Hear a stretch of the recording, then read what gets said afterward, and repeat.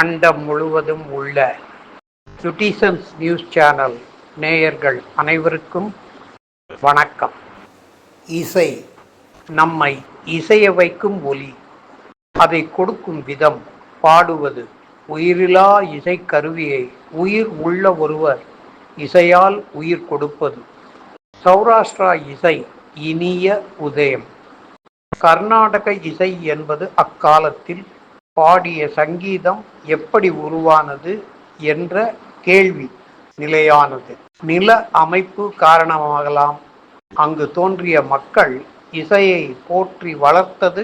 தமிழிசை தமிழால் பாடி மொழி வளர்ச்சி அடைய உண்மையில் வேண்டும். பல அறிஞர்கள், பக்திமான்கள், கவிஞர்கள் படைப்பை நிலை கொள்ள வேண்டும்.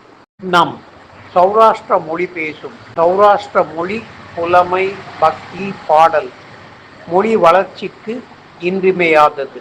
சௌராஷ்டிர மொழி என்பது கடவுள் பக்தியால் உண்டானது என்பது திண்ணம். இசையும் நாம உபாசனை கடவுள் அம்சமாக உள்ளது.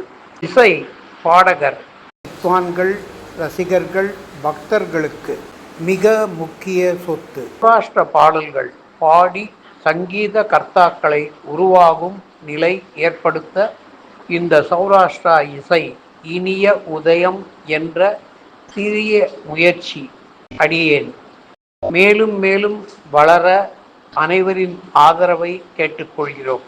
இந்துஸ்தானி இசை பாரசீக, உருது, ஹிந்தி கலந்த இசைமுறை.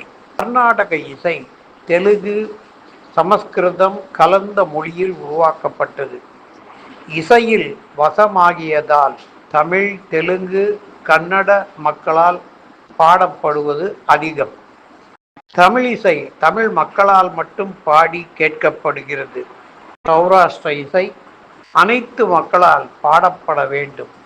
இசையால் பக்தி மார்க்கம் கொண்டு வர ஸ்ரீமன் நாயகி, ஸ்ரீ வெங்கடரமண பாகவதர், ஸ்ரீ வெங்கட சூரி ஆகியோர், ஸ்ரீ கோவிந்ததாசர் போன்றோரின் சௌராஷ்டிர மொழி பாடல்கள் சிறந்த சனாதன வழி.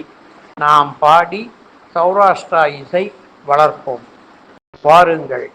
டிசம்பர் 22 காதக்கிணறு, பிருந்தாவனம். சௌராஷ்டிரா கிளாசிக்கல் ஃபோரம் யுடிசன்ஸ் நியூஸ் சேனல் உங்களை அன்புடன் அழைக்கிறது. நன்றி, வணக்கம். அன்புடன் எடிட்டர் எஸ். ராம் ஈஸ்வர் லால், யுடிசன்ஸ்.